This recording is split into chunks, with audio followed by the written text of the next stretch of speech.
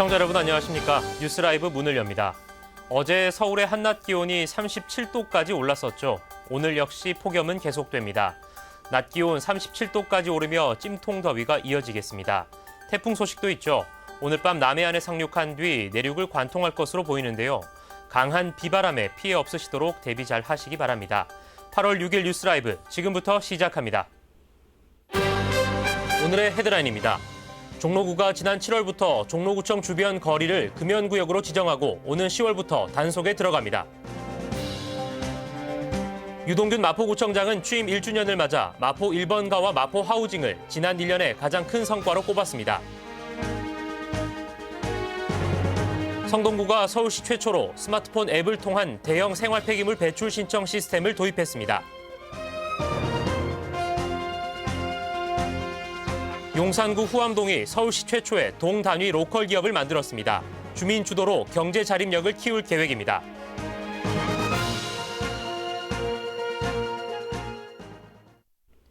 일본이 한국을 무역물품 수출 신고 우대국인 화이트리스트에서 제외했습니다. 우려가 현실로 다가왔는데요. 강남구는 강력한 항의 표시로 거리에 개항한 모든 일장기를 떼어내기로 했습니다. 첫 소식 지혁배 기자입니다. 국제금융과 무역, 전시 컨벤션 중심 지역인 강남구 영동대로와 테헤란로 일대입니다. 과거 태극기 거리로 운영되다 민선 7기가 들어선 지난해부터는 글로벌 도시 이미지 조성을 위해 망국기로 채워졌습니다. 강남구는 테헤란로와 영동대로 압구정 로데오 거리에 태극기와 함께 외국 국기를 모두 472기 개항하고 있는데 이 가운데 일본 국기, 일장기는 모두 14기입니다. 일본 가그이에서 한국의 화이트리스트 제외가 확정 발표된 지난 2일, 강남구가 거리의 모든 일장기를 내리기로 결정했습니다. 정부의 유감 표명에 발맞춰 일본의 경제 보복에 대해 강력한 항의 표시를 한 겁니다. 어떻게 강남 한복판에 이렇게 일정기가 버젓이 개항될 수가 있느냐라는 주민들로부터 많은 민원이 있었습니다. 오늘 일본 정부가 화이트리스트에서 우리나라를 제외시키는 결정을 했기 때문에 여기에 대한 강력한 항의의 뜻으로 강남구는 경제 보복 조치가 완전히 철회될 때까지 일장기 자리는 비워두기로 했습니다. 드라이브 서울 경기 케이블 TV 지역배입니다. 송파구가 일본 정부의 수출 규제로 피해를 본 지역 내 중소기업과 소상공인을 대상으로 금융 지원에 나섭니다. 구는 우리은행과 서울신용보증재단과 손을 잡고 해당 업체를 특별신용보증대출 대상으로 추천할 계획입니다. 구의 추천을 받은 업체는 일반 기준보다 완화된 심사 기준을 적용받아 2%대의 저리로 최대 1억 원까지 대출받을 수 있습니다. 이 밖에 금융 지원과 관련된 사항은 송파구청 일자리 정책 담당관에서 확인할 수 있습니다.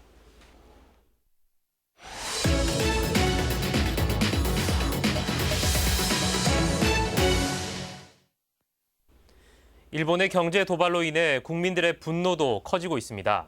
구로구에서 오늘 오전 규탄 결의 대회가 열렸는데요. 현장 취재 중인 기자와 전화 연결해 보겠습니다. 엄종규 기자. 네, 규탄 결의 대회가 열린 구로역 광장에 나와 있습니다. 네, 규탄 대회에 많은 주민들이 참여했다고요?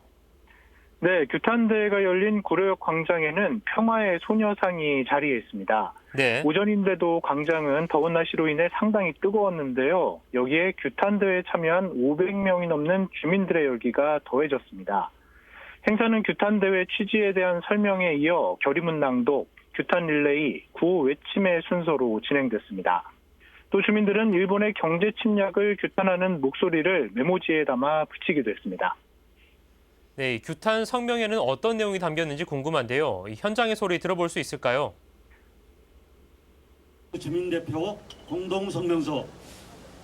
우리는 대한민국 정부와 국제사회의 지속적인 우려와 경고, 외교적인 해결 노력에도 불구하고 일본이 일방적이고 부당한 경제 보복 조치를 단행한 것을 강력하게 규탄하며 조속한 철회를 촉구한다. 지난 7월 일본의 아베 정부는 우리나라 대법원이 강제징용 피해자들에 대하여 실본제철 등 일본의 가해 기업들이 배상하라는 판결을 한 것을 기화로 경제보복 조치를 단행하기 시작했다. 대한민국은 더 이상 힘으로 누르면 되는 100년 전의 약소국이 아니다. 일시적으로 대한민국의 경제가 어려워질 수는 있어도 우리는 거뜬히 극복해낼 것이고 더 큰 피해는 일본에게 돌아갈 것이다. 우리는 일본이 먼저 걸어온 경제 전쟁을 피하지 않을 것이며 정면으로 맞서 결연히 싸워 이길 것이다. 네, 이 국가적 대응에 더해 최근엔 이처럼 지자체 차원의 대응 수위도 높아지고 있는 것 같습니다. 어떻습니까?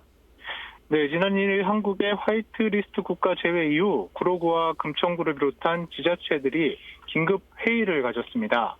구로구의 경우 일본 도시와의 교류 중단, 민관이 함께하는 불매운동 고려 등의 이야기가 나왔고, 금천구의 경우 지벨리 업체에 대한 피해 상황 파악과 지원, 중소기업 융자 확대 등의 대책 마련에 나섰습니다. 말 그대로 비상 대응 체제에 돌입했는데 그동안 네. 지자체 차원의 감정적 대응을 자제해왔다면 일본이 대화를 거부하고 일방적으로 배제 조치를 한 이상 적극적인 대응 체제로 전환했다고 보시면 될 것 같습니다. 지금까지 구로구에서 전해드렸습니다. 네, 엄정규 기자 잘 들었습니다. 이 서울 중구에선 주요 관광지에 노 재팬 깃발을 걸겠다고 밝혔는데요. 이 지자체 차원의 일본 보이콧도 활발해지고 있습니다. 구로구 상황 들어봤습니다.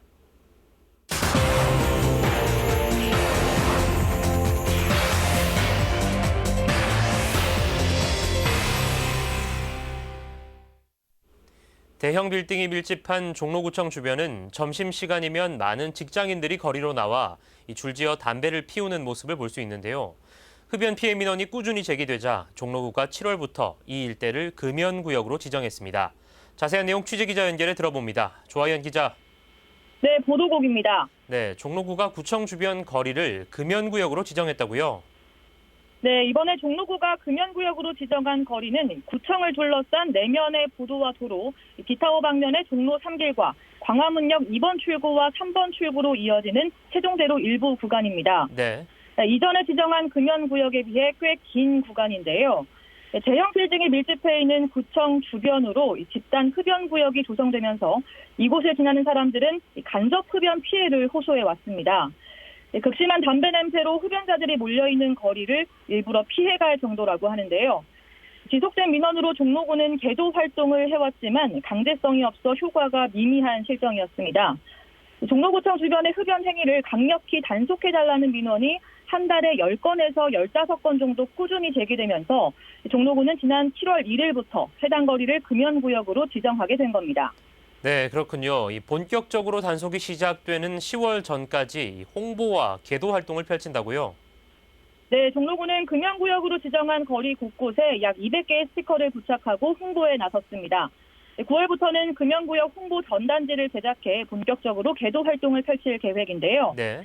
특히 인근 대형 빌딩에 협조 요청을 해서 빌딩 직원들에게 건물 내 자체 흡연실을 이용하도록 유도하고 있습니다. 연면적 1000제곱미터 이상의 대형 건물에서는 흡연실을 별도로 설치할 수 있도록 규정하고 있기 때문인데요. 네네. 다수가 통행하는 거리에서 집단 흡연으로 인한 구행자들의 불편 호소 내용과 함께 건물 자체 흡연 구역을 이용하도록 하는 내용의 공문을 보낸 상태입니다. 종로구는 9월 30일까지 계도 기간을 두고 10월부터는 10만 원의 과태료를 부과한다는 방침입니다. 네, 현재 계도 기간이라면 여전히 담배를 피우는 사람들이 있을 것 같은데요. 이곳을 지나는 사람들의 반응은 어떻습니까? 네, 그렇습니다. 아직까지는 점심시간 전후로 여전히 담배를 피우는 모습을 많이 볼 수 있었습니다. 현장에서 몇몇 흡연자들의 얘기를 들어보니 금연구역으로 지정된 지 몰랐다는 반응과 알고는 있지만 단속이 시작되지 않아서 평소처럼 밖으로 나와서 피우게 된다며 단속이 시작되면 건물 내 흡연실을 이용하겠다는 반응이었는데요. 네. 흡연하지 않는 사람들은 역시 금연구역 지정을 환영하는 분위기였습니다. 10월 본격적인 단속이 시작되면 이 일대의 도로 환경이 얼마나 개선될지 지켜봐야겠습니다. 지금까지 보도국에서 전해드렸습니다. 네, 조아연 기자 잘 들었습니다. 이 거리를 걷다 보면 타인의 담배 연기에 불쾌감을 느끼는 경우도 많은데요. 금연구역에서만큼은 성숙한 시민의식이 필요해 보입니다. 종로구 연결해봤습니다.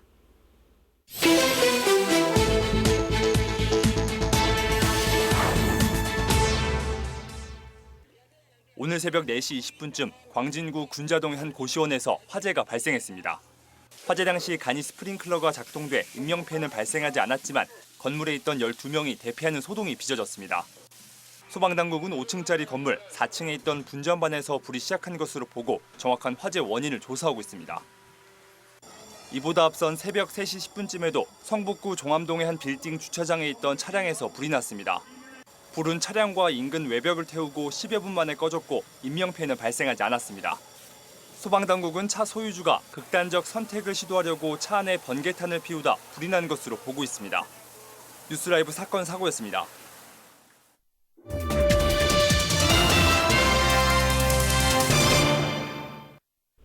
취임 1년을 맞은 구청장들의 소회와 앞으로의 계획들을 정리하고 있습니다.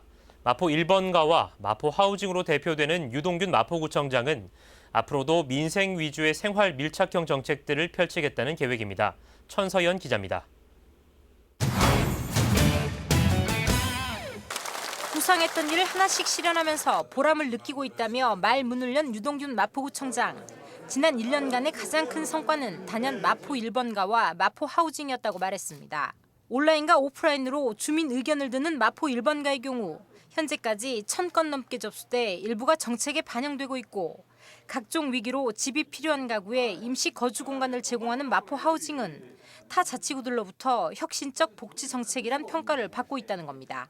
서울시 자치구 최초로 실시한 MH 마포 하우징은 각종 위기로 집이 필요한 가구에 임시 거소 및 공공 임대주택을 지원하는 우리 마포구만의 주거복지 시스템이라고 말씀드릴 수가 있겠습니다.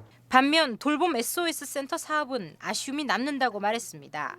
현재 사업이 가동되고는 있지만 구의회에서 정원 조례안이 부결되면서 사업 운영에 따른 인력 충원 문제가 해결되고 있지 않기 때문입니다. 구의회와 충분히 논의해 다음 달 중 조례가 통과될 수 있도록 한다는 계획입니다.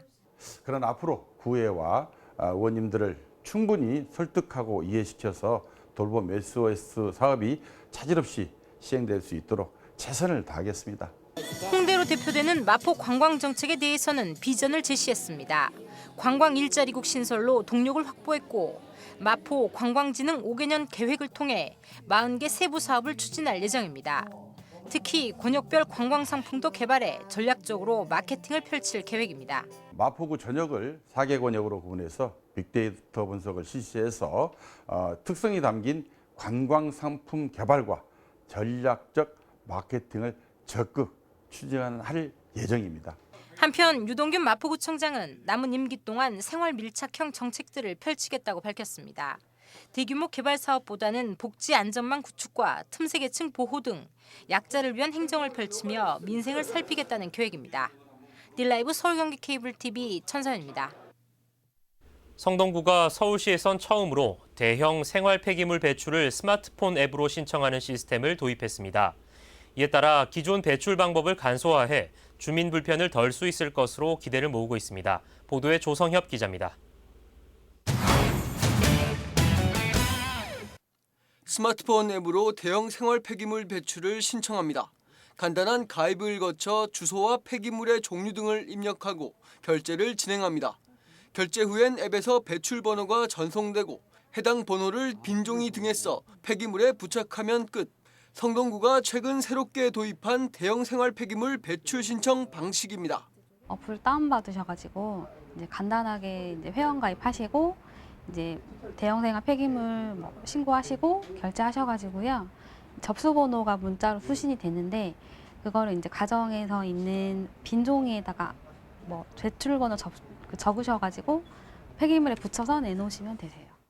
기존의 대형 생활 폐기물 배출을 신청하려면 직접 동주민센터에 방문하거나 구 홈페이지에서 결제 후 신고 필증을 출력해야 해 번거로움이 컸습니다. 또 환불하려면 직접 동주민센터를 방문해 신고 필증을 반납해야 했습니다. 스마트폰 앱을 통하면 이 같은 불편을 줄일 수 있습니다. 중소벤처기업부에서 또 지원을 받아가지고 이제 어플 고도화 작업이 진행됐는데 저희가 내년 상반기쯤에 이제 AI 인공지능이잖아요. 그걸로 대형 폐기물을 이제 그 수수료 금액을 이제 자동으로 산출할 수 있는 그 서비스를 저희가 개발해가지고 이제 보급을 또 할 거예요. 지난해 성동군의 대형 생활 폐기물 배출 접수 건수는 총 20만 500여 건, 군은 올해 내 해당 수치의 절반에 해당하는 10만 건의 스마트폰 앱 처리를 목표로 내년 1월부터 본격적인 시스템 운영을 시작할 예정입니다. 딜라이브 서울경기 케이블TV 조성엽입니다. 강남 환경자원센터의 재활용품 선별장은 잘못된 분리배출로 인한 화재로 2년 가까이 복구 공사가 이루어졌습니다. 그동안 수작업으로 어렵게 운영됐었는데 이달부터는 새로운 모습을 갖추고 본격 가동에 들어갔습니다. 조아연 기자입니다. 뒤죽박죽 섞여 있는 쓰레기들이 선별 작업을 위해 컨베이어 벨트로 옮겨집니다. 고철이나 플라스틱 같은 재활용품들은 자동화 설비와 함께 수작업을 거쳐 종류별로 분류됩니다. 2년 전 화재로 멈춰선 재활용 선별장이 세 단장을 마치고 활기를 되찾았습니다. 최첨단 불꽃 감지기와 열화상 카메라를 사업장 곳곳에 설치하여 화재 감시 기능을 강화하였고 성능 개선 공사를 통하여 주 기능인 재활용품 처리 용량을 증설하였습니다. 재활용 선별 과정에서 발생한 불로 인해 다시 쓰여진 세금만 80억 원. 화재 복구와 함께 성능 개선도 이루어졌는데 하루 60톤이던 처리 용량은 80톤으로 늘렸습니다. 무엇보다 작업자들의 안전과 화재 예방을 위해 안전 구호함과 소화 장비, 열감지기와 스프링클러, CCTV를 대폭 확충했습니다. 부탄가스통은 구멍을 뚫어 장가스를 빼고 버려주셔야 좋고요. 건전지나 핸드폰 배터리 같은 경우에도 그냥 버렸을 때 마찰에 의해서 열이 발생해 화재가 크게 날 수 있습니다. 그 역시도 올바른 배출을 잘 해주신다면 지난 2013년 가정이나 소규모 사업장의 쓰레기를 선별하기 위해 284억 원을 들여 강남구청이 지은 환경자원센터. 무심코 버린 안전을 교훈 삼아 새로운 모습으로 탈바꿈했습니다. 딜라이브 서울경기 케이블TV 조아연입니다. 아이들의 꿈을 키워주는 동화책, 그 속의 사파는 상상력을 풍부하게 해주죠. 전 세계에서 지난 50년간 사랑받아온 일러스트 작가들의 작품이 금천구를 찾았습니다. 볼로냐 일러스트 50주년 기념 전시회에 엄종규 기자가 다녀왔습니다. 작은 애벌레가 먹이를 먹고 번데기를 거쳐 나비가 되는 과정을 아이들의 눈높이로 표현한 배고픈 애벌레. 먼저 종이에 색을 칠하고 잘라서 붙인 콜라주 기법으로 탄생한 애벌레는 1969년 첫 선을 보인 이래 여전히 아이들의 사랑을 받고 있습니다. 국내를 넘어 세계적으로도 인정받고 있는 이수지 작가의 작품도 관람객의 발길을 멈추게 합니다. 바다를 만난 아이의 즐거움을 먹선을 이용한 한국적 정서로 담아냈습니다. 이번 전시회에는 이처럼 세계적인 일러스트 작가의 작품 50여 점이 전시됐습니다. 세계 최대 규모의 어린이 도서 박람회인 이태리 볼로냐 아동도서전 사무국의 공식 순회전입니다. 볼로냐 아동도서전에서 상을 받으신 가장 유명한 작가님들의 일러스트 작품들과 동화책을 한 번에 보실 수 있는 그런 전시입니다. 전시장은 1967년부터 2016년까지 동화 일러스트의 변화를 알 수 있도록 시기별로 구분해 꾸며졌습니다. 여기에 아이들이 작품이 담긴 동화책을 직접 읽어보고 또 다양한 체험을 할 수 있는 코너도 마련됐습니다. 제가 오랜만에 보는 되게 다양한 색상이나 그 예쁜 그림들을 봐서 저 또한 반갑고 되게 신선하고 저희 아이들도 되게 오랜만에 학습 만화만 보다가 이렇게 색감이 화려한 책들을 보게 돼서 되게 좋은 기회를 가진 것 같습니다. 가족 단위로 방문하셔서 그림책도 보시고 그림도 보시고 함께 또 체험할 수 있는 부스도 조금 준비되어 있으니까요. 온 가족이 함께 즐길 수 있는 전시라고 생각하시면 되십니다. 단순한 사파가 아닌 작품으로의 일러스트를 만나볼 수 있는 볼로냐 일러스트 50주년 전시회는 이달 말까지 계속됩니다. 딜라이브 서울경기 케이블TV 엄종규입니다. 용산구 후암동이 서울시 최초로 동단위 수익 창출형 로컬 기업을 만들었습니다. 일자리 사업의 일환으로 문을 연 만큼 운영 주체는 지역 주민들입니다. 이재용 기자입니다. 일사불란하게 샌드위치를 만듭니다. 올해 서울시 일자리 창출 사업에 선정된 후암동 로컬 기업 마을 밥상입니다. 지역민들로 구성된 마을 밥상은 이르면 오는 9월부터 인근 상가와 주민들에게 도시락 등을 납품할 예정입니다. 로컬 기업에 채용된 전업주부들은 슈퍼우먼이 된 기분입니다. 전업주부로서 한 20년 가까이 살림만 했어요. 집에서 살림도 밖에서 일도 원더우먼으로 잘 하실 거라고 우리 엄마는 최고라고 항상 응원해 줍니다. 후암동 로컬 기업엔 지역 내 문화유산을 바탕으로 투어 코스를 기획하고 있는 해설사와 재봉틀로 수공업 제품을 제작 판매 예정인 공방도 있습니다. 각 사업별 목표는 성공적인 수익 모델을 찾는 겁니다. 사업을 하는 동안에는 많은 경험을 해보고 그 경험을 바탕으로 올해간에 최대 노력해서 성공할 수 있는 전략을 찾는 게 목표입니다. 현재까지 후암동 로컬 기업에 채용된 근로자는 총 16명입니다. 용산구 후암동은 앞으로 근로자 10명을 더 뽑을 예정입니다. 우리 동에 지금 사시는 분으로서 병력 단절 여성이라든가 청년 또 그리고 사회적 약자들을 위해서 이렇게 양질의 일자리를 제공하고자 이렇게 계획을 하고 있습니다. 8월 달에 10명을 더 채용을 해서 지역 주민 26명에게 일자리를 제공할 계획입니다. 두텁 바위와 남산을 형상화한 마을 브랜드를 내세워 서울시 최초로 동로컬 기업을 만든 용산구 후암동. 내년 말까지 사회적 기업 등으로 인증받아 로컬 기업의 경제 자립력을 키울 계획입니다. 딜라이브 서울 경기 케이블 TV 이재용입니다. 종로구는 다음 달 30일까지 폭염 대책의 하나로 도로 물청소를 추진합니다. 대상 지역은 지역 내 주요 간선도로와 버스 중앙 차로로 폭염특보가 발령되면 낮 시간대인 오후 2시부터 4시까지 물청소를 벌입니다. 또 수목의 고사 예방을 위해 광화문역부터 신설동역에 이르는 종로길 가로 녹지대 물주기 급수를 지원합니다.